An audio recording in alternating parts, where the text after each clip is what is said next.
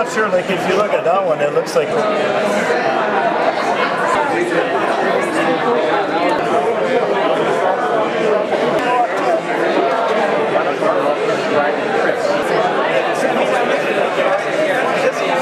Financial, this is the most difficult part. The Sludders had put in a trail here. Right here. Did the land at the base of Valemount, did that actually get turned in? Okay, sure.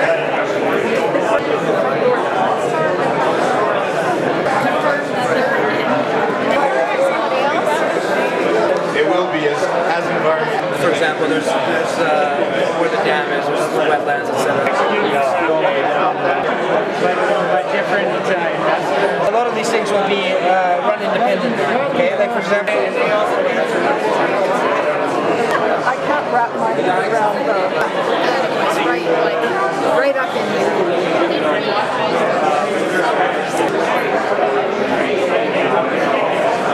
Maybe the access should be here, through the airport, like along the clinic. And what you can do there, you can do anywhere else, like mountain biking. You can be a part of the town. That's one of the...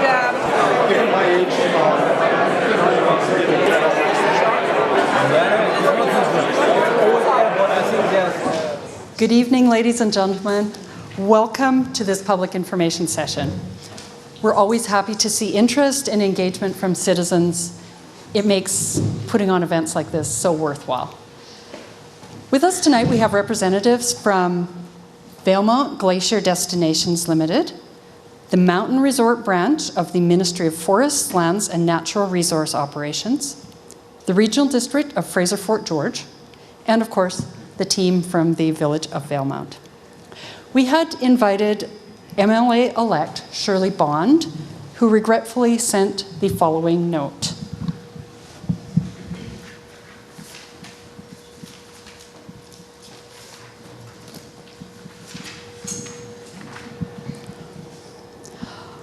I am sorry that I'm not able to join you in person tonight for this important information session co-hosted by the Village of Valemount, Regional District of Fraser-Fort George, and the Ministry of Forests, Lands and Natural Resource Operations. Unfortunately, I am currently working on travel plans to return to Vancouver and Victoria for the official swearing-in of MLAs. The sharing of information in a transparent way about the proposed Valemount Glacier skiing destination project is critical. I know that tonight you will hear a number of presentations that will help inform residents about the processes that will take place as this project is considered. I look forward to receiving an update after the meeting and will certainly work as hard as I can to partner with you in the months ahead. Sincerely, Shirley Bond.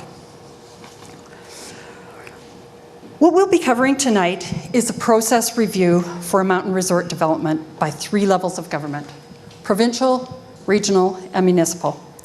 We won't be fielding questions during the presentation, but please note that if you have any questions as a result of the presentation, you're welcome to address them to the representatives at the various tables after this presentation is over. Tonight is not a review of the presentation itself. Public consultation will occur for the development a bit later on in the process. Tonight is about understanding the process requirements for a development like this. But prior to getting into those details, we have invited the proponent to provide an overview of the project so that we can put all of those process reviews into context. To provide that project overview, we have Mr. Tommaso Oberti.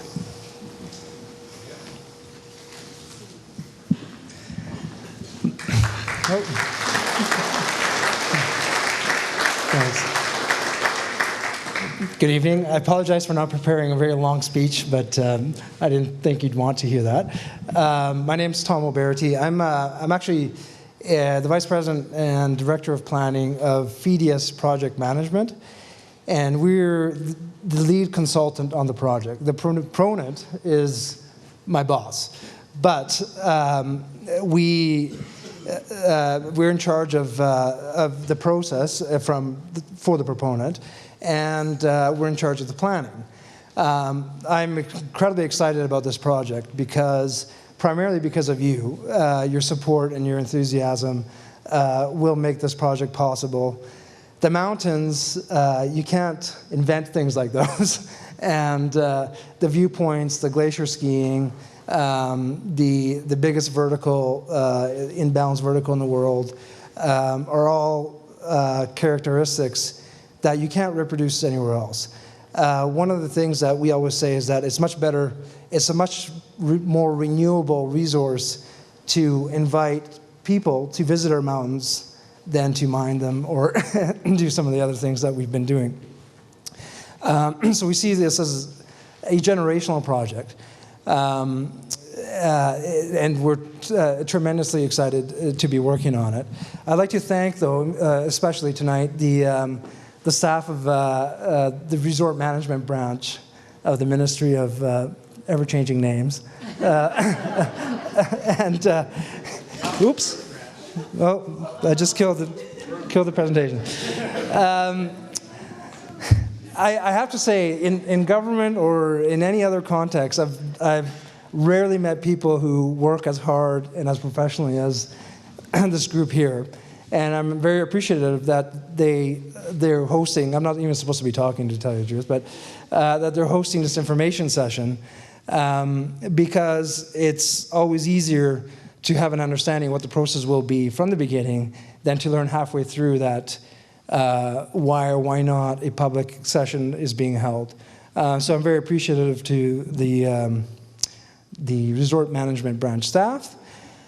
I'm very appreciative of the regional district and the village. I was mentioning to some people who came over to where I'm standing in the back there that the level of cooperation between the regional district and the village and the province is fantastic and gives us a lot of confidence in a process that will progress smoothly.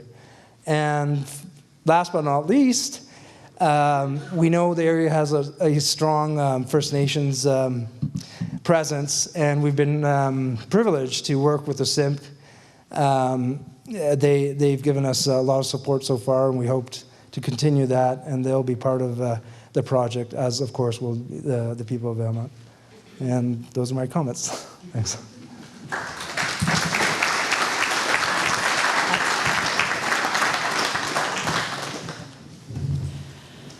Thank you, Mr. O'Berty.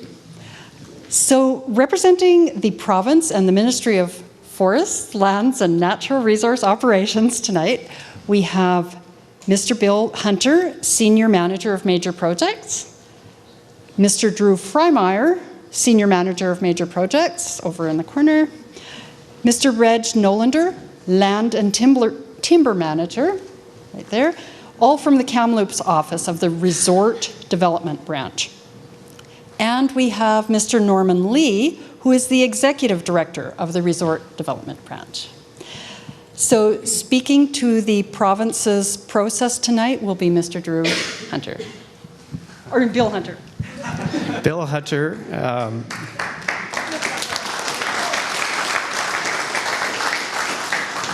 Thank you. Bill Hunter from Mountain Resorts Branch. From the Monster Ministry, Forest, Lands, Natural Resource Operations. And I want to thank you for coming tonight, taking time out of your schedule to look at our process that's going to unfold over the next year.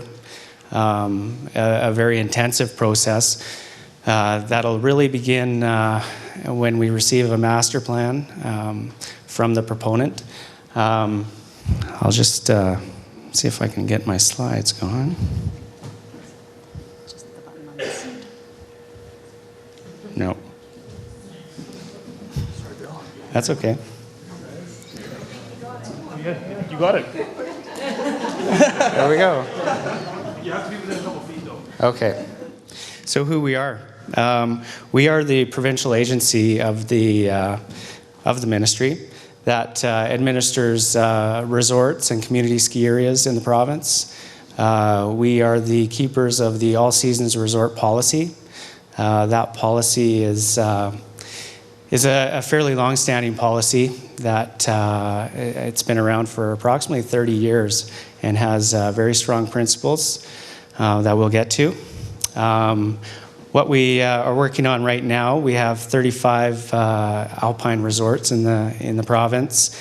That includes 16 major resorts like Sun Peaks, Kicking Horse, Fernie Alpine Resorts, those destination resorts. And we have approximately 19 community ski areas, the little guys, the ski areas that may have a rope tow, that are run often by societies, small groups. And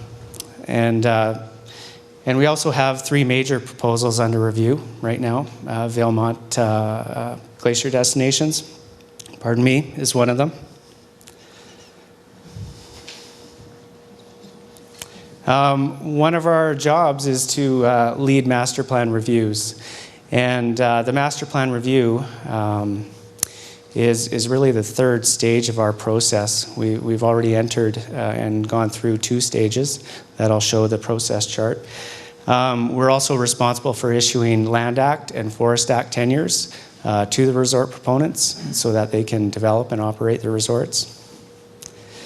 And we're also responsible for monitoring and compliance of the master development agreements and the operating agreements for those resorts.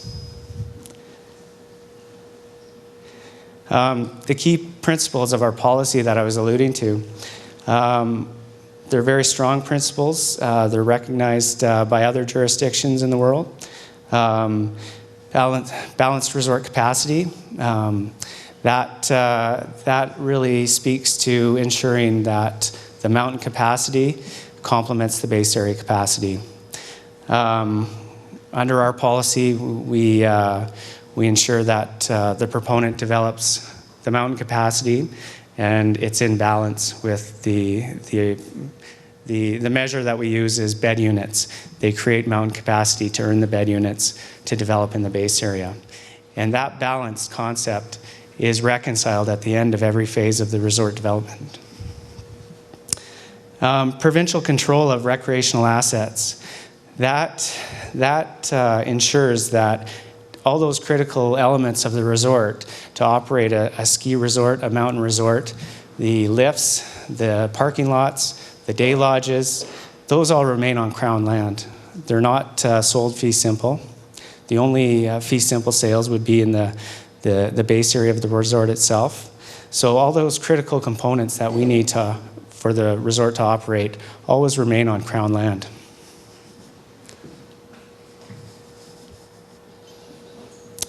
Controlled phase development. What you see on these posters back here, particularly the one with the lifts and the base areas identified, is the phasing and how the master plan is going to be implemented, which lifts come first, which parts of the resort area, the base area, are developed in concert with those lifts. Perform, reward.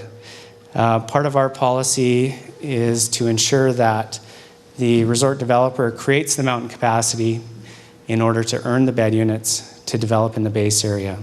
So there's a considerable upfront investment in a ski resort, as you can imagine. Roads, utility infrastructure, all of those recreational assets. Those are a first requirement that it has to be met prior to the proponent earning the privilege to purchase Crown land. This is our government review process. The provincial process on the left side of the screen is what our agency is responsible for.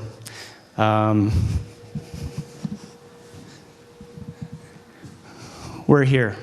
We're at the front end of the master plan review process. We recently offered the proponent an interim agreement that was made effective just recently. We went through the expression of interest and formal proposal stage. Those are two components where the proponent presents a plan. Both of those are plans that are based on conceptual information. The proponent has not yet had the privilege to go onto the site, collect field data, do ground studies in order to truth the concepts that they've identified in the expression of interest, and most recently the formal proposal. The master plan review process that we're entering into is really where the rubber hits the road, to use an old tired phrase. Within this master plan review process, we will be striking a technical review committee. That includes all agency representatives within the provincial government. It will include also local government representatives, the Village of Valemount Regional District, of course. And it will include more intensive consultation with stakeholders, First Nations, and the public. It will also include, through the Technical Review Committee and our consultation, it will include a really detailed assessment of social, economic, environmental implications of that master plan. Finally, it leads to a master plan decision. And after that, a master development agreement decision. And the master development agreement decision is really the statutory decision in our process. That is a decision made under the Land Act.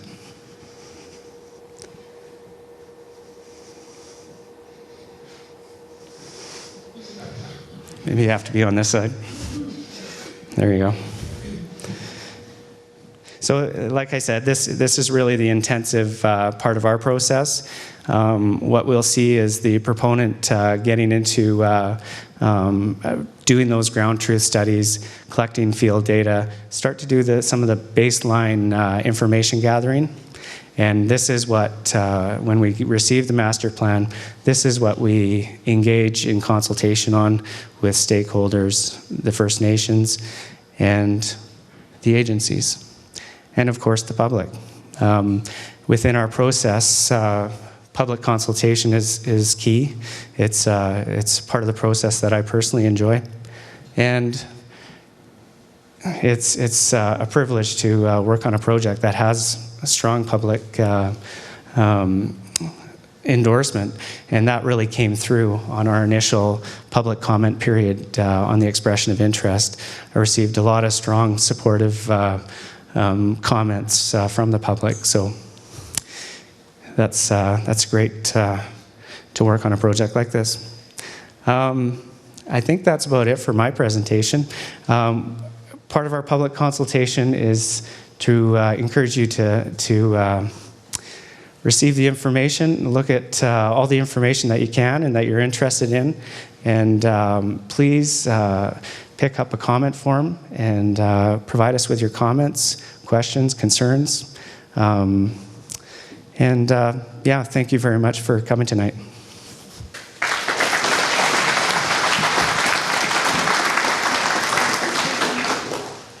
Thank you very much, Bill. On one side note, the province had developed these beautiful slides for this presentation with stunning, stunning views of mountains around Valemount.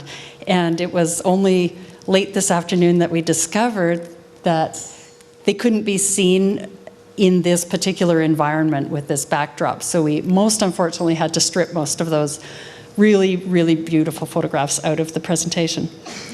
So tonight, representing the regional district here, we have Mr. Terry McKeon, General Manager of Development Services. We have Ms. Maria Sokolik, Manager of Sustainable Development, back there. We have Ms. Heather Meyer, who is a planner. We have Mr. Jim Martin, who is the Chief Administrative Officer. And last but not least, we have Chair Art Kane, the Regional District Chair. So speaking for the Regional District will be Mr. Terry McKeon.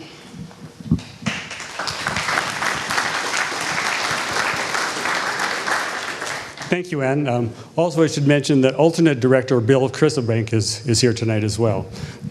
Thanks, Bill. Now, my slides didn't have any of those fancy photos on them, so they didn't have to strip them off.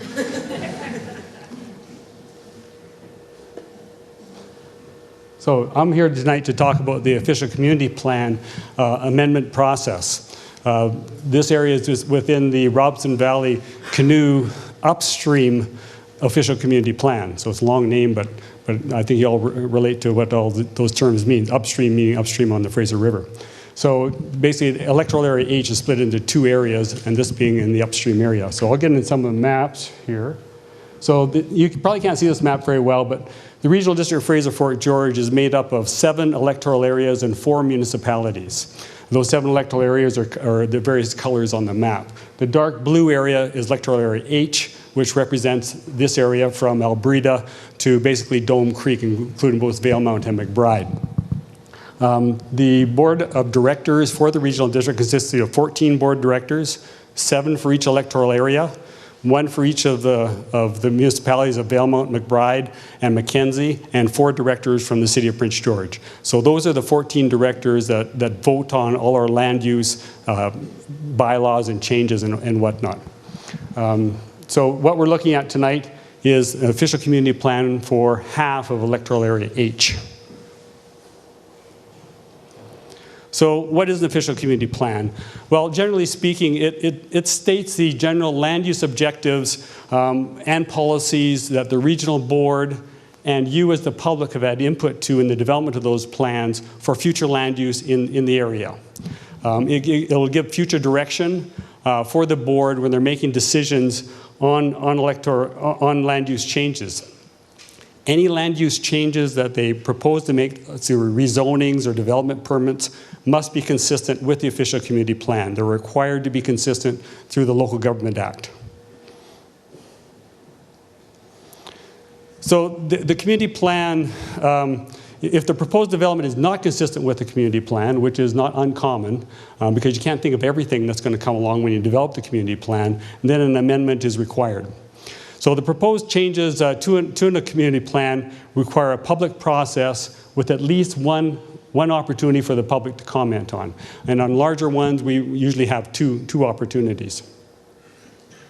So the way the community plan amendment process works is, first of all, we receive the application, which hasn't happened yet. But once now the proponent has received their formal approval to proceed to the master planning, we would expect to be working with the proponent to start that process any time now. So it would start off with a number of things that we do once we get the application. We do site visits. Some lucky person's going to get up, or maybe get up and go in a helicopter or something, I don't know. And then there's all sorts of different technical agencies and provincial legislation that we have to deal with through that process. And so we start the referral process right off the bat. Now, following that process, we would do a board report to our board when they would consider the bylaw amendment for its first reading. It's a 4-reading process. Following that first reading, they would give us authorization to go to the first public consultation. So we would go through a notification process, usually a newspaper ad, and probably wouldn't be a mail out in this case because basically we have to mail out to the whole district. But it'd be well known and be well publicized. This first public consultation we see would happen in conjunction with the resort management branch, Mountain Resort branch, sorry, Mountain Resort branch, in their public consultation. So we would try to marry up as much as possible our consultation opportunities so that you're not inundated with one after another with the various different agencies. And we did something similar with the Canoe Mountain proposal. We also worked in harmony on that one as well. So then following that first public consultation, there may be some things that come up during the public consultation as well as during the technical agency review that possibly we might want to change the actual amendment bylaw itself to enhance it to include these other things that have come up.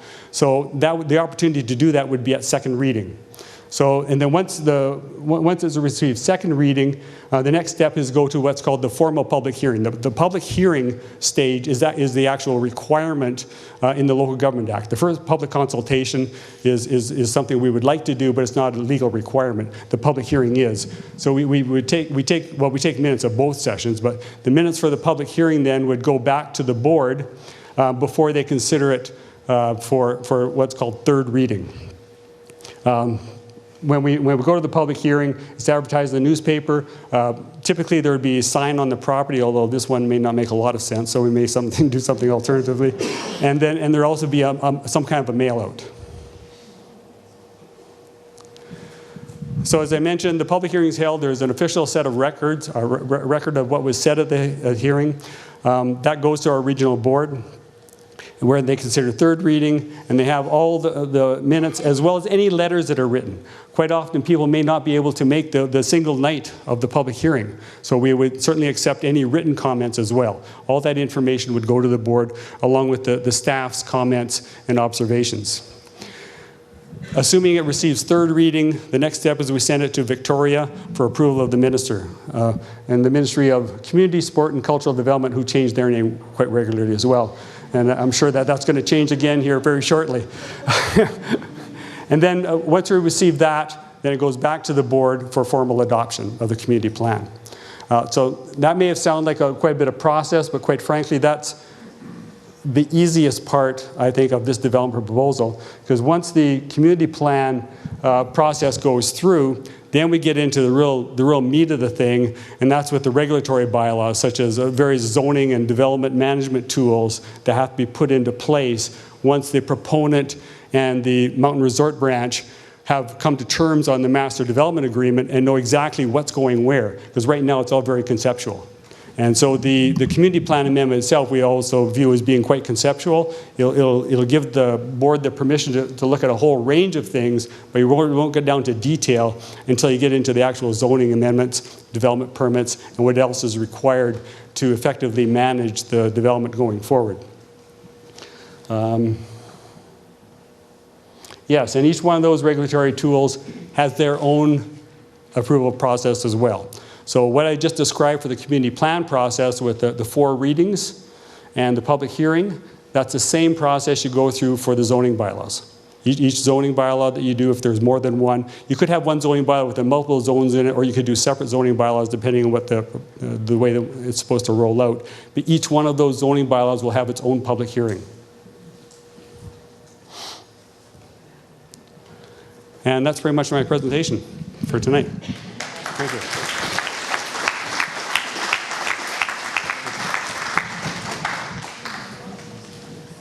Thank you very much, Terry.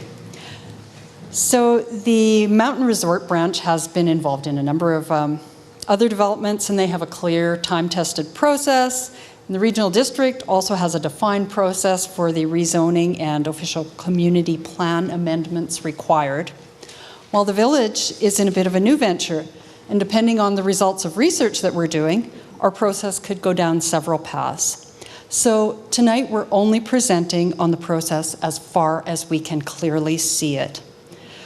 Supporting the Village of Valemount through this are Valemount Council, and I see Councillor Sandy Salt here. I see Councillor Dallas Bullock here. I see Councillor Christine Latimer somewhere. And I'm not sure, do I see Councillor Holly Blanchette? I'm not sure. And we have, of course, Mayor Andrew McCracken. We also have the staff team working on this project.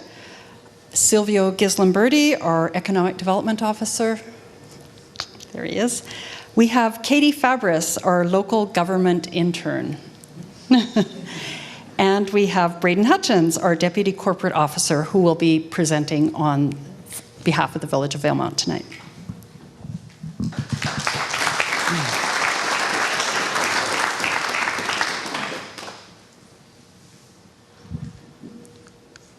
Okay, so the Village of Valemount really has 3 key tasks going forward.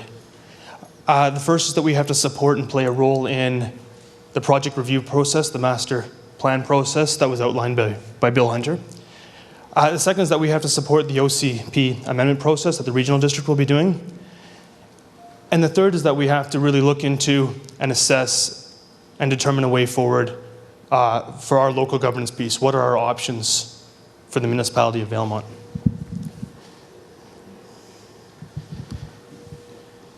So, as Anne mentioned, unlike the province and unlike the regional district where there's a clearly defined provincial or legislative process going forward, it's a little bit more ambiguous and vague for the village. So the first thing that we need to do is we need to look to communities that have gone before us. Golden, Revelstoke, Rossland, and others. Set up meetings with them, possibly have a workshop, phone calls, do our benchmarking and find out what worked and what didn't when they went through their resorts. In parallel to that, we need to start looking at having a boundary extension study.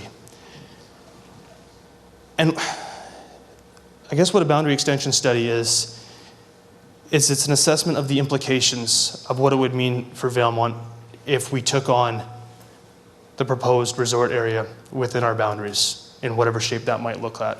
So what would be the implication on our services? What would be the benefits? What would that proposed boundary look like? And ultimately, we would hope that that boundary extension study would make a recommendation on if and how an extension should happen. Ultimately, through the benchmarking and the boundary extension study, we'd want to ensure that Valemount's best interests were always represented and kept at heart. And we would also need to recognize during this process that a lot of what we do will be contingent on the details of the forthcoming master plan. So in the coming months, we'll be really looking just to talk to these other communities and to solidify a process for conducting that boundary extension study. And when that's done, we will know more. So thank you very much.